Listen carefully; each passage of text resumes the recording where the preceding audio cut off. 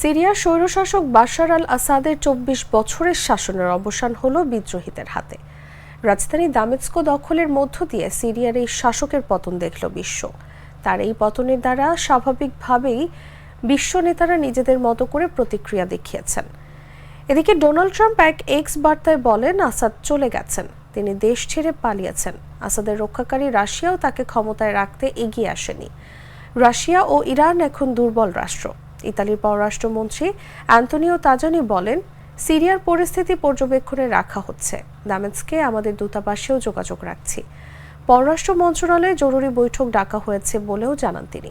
সিরিয়ায় জাতিসংঘের নিয়োজিত বিশেষ দূত গেইর পেডারসেন লাখ লাখ সিরিয়র প্রকাশিত স্পষ্ট আকাঙ্ক্ষার উপর জোর দিয়েছেন। তিনি সিরিয়ার সব নাগরিককে সংলাপ, ঐক্য, আন্তর্জাতিক মানবিক আইন ও মানবাধিকারের প্রতি সম্মান জানানোর আহ্বান জানান।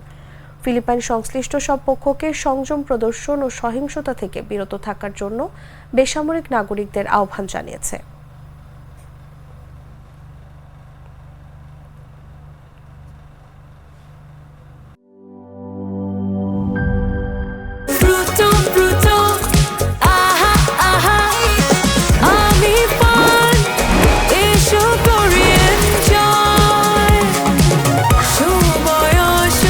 প্রাণ ফ্রুটো, সময় অসময় ফ্রুটোময়।